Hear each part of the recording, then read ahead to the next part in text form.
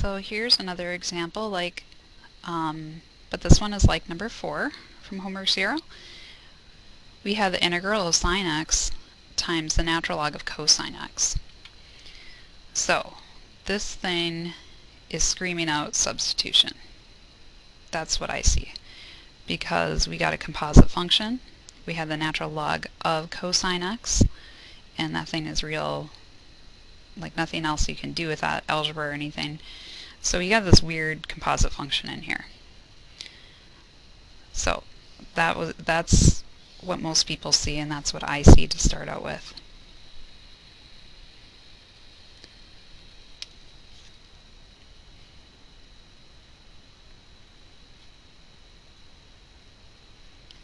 The inner function you would choose is cosine of x.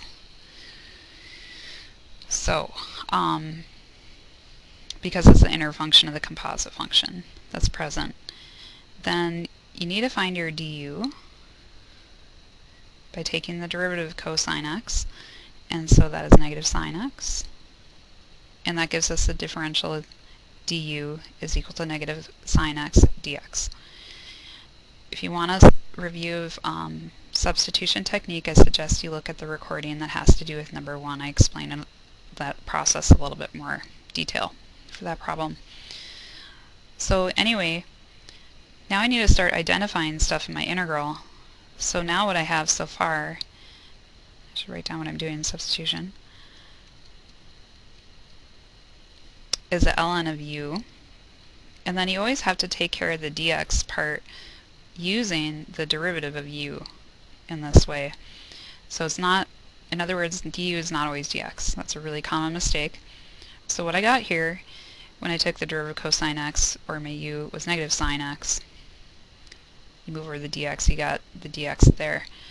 So we kind of have that, which is really good. You need the variable part for this to be able to go on. So sine x is there. It's not quite exactly the same. So do a bit of algebra to this equation for du is one way to handle this, and then we're going to make the substitution for sine x times dx of negative du. So hey, this whole thing can be written now in terms of u, which is awesome. That's our goal for substitution technique. So what we got here is ln of u times negative du. So this is great.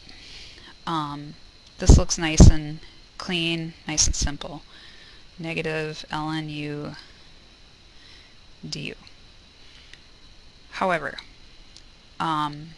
you may not remember the integral of ln u. It turns out it is something you should memorize. It's something that is derived using by parts method. And so let's go over the easiest way first, because people generally like to do things the easiest way, that you memorize this rule.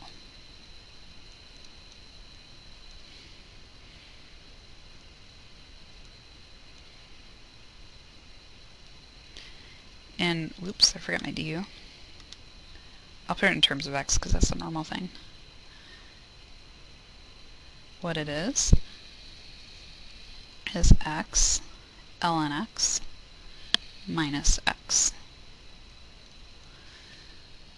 So that is by far the easiest way to do this problem if you have that in your back pocket. So then there was a negative up front. Writing this in terms of u, this would just be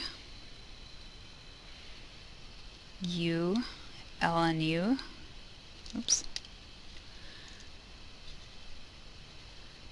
minus u plus, and then the plus c you can just put at the end.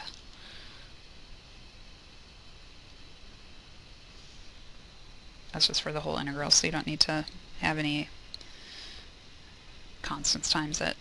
So then just distribute the negative u ln u, and let's actually plug in back in terms of x at the same time. So we have negative cosine x, because u is equal to cosine x, ln of cosine x minus cosine x. Oh, just kidding, plus. And then just put the plus c. C can be positive or negative, so it doesn't really matter if you write it as plus C or minus C, and just keep it generic if plus C is nice. And that's it. So that is the easiest way to do that problem.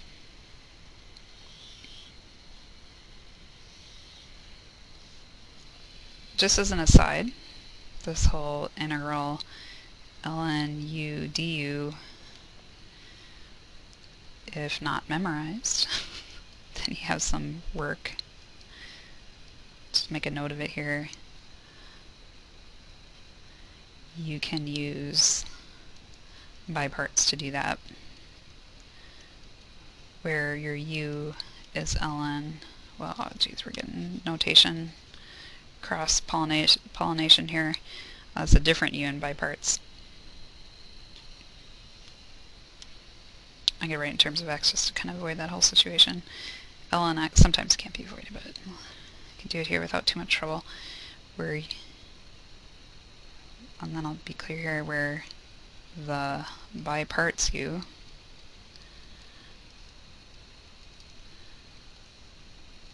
using that LIATE thing, log is the top of the list, is ln x.